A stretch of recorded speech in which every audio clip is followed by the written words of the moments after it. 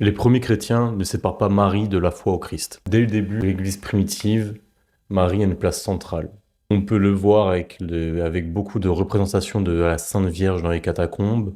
On peut le voir également avec les paroles, tout simplement, des premiers chrétiens. Donc par exemple, Saint Irénée de Lyon, qui est un saint de la troisième génération, c'est-à-dire un disciple de disciples, qui nous parle de Marie comme d'une avocate. Je vais citer le passage en entier parce que c'est un passage qui est important.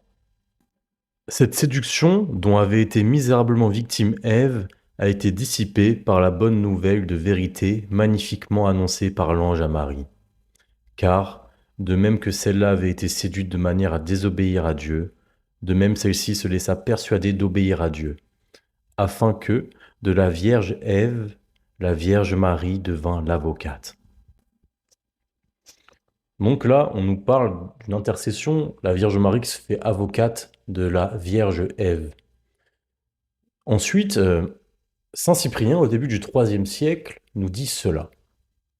Occupons-nous les uns des autres dans nos prières, ne soyons tous en priant qu'un cœur et qu'une âme, en ce monde et en l'autre. Soulageant, avec une charité mutuelle, nos douleurs et nos afflictions, que la charité de celui à qui Dieu fera la grâce de partir le premier, persévère devant le Seigneur, qu'il ne cesse de prier pour ses frères.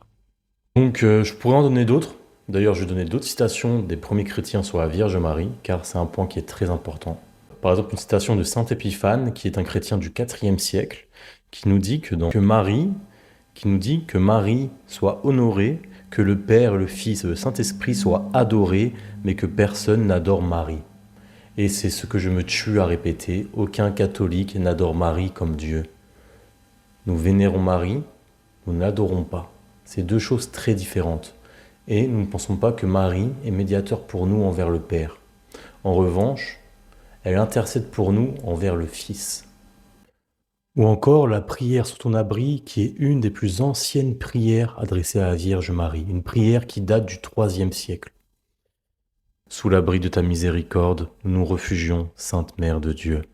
Ne méprise pas nos prières quand nous sommes dans l'épreuve, mais de tous les dangers délivre-nous toujours, Vierge glorieuse et bénie. Maintenant que j'ai démontré que l'Église primitive vénérait Marie, priait Marie, il faut se poser les bonnes questions.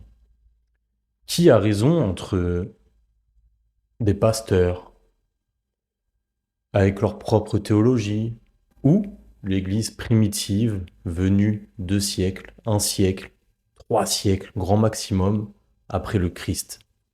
Comment, en 2-3 siècles, le message du Christ a pu-t-il être autant détourné? Pensez-vous que cela est possible, sachant que le Christ a explicitement donné les clés du ciel à Pierre?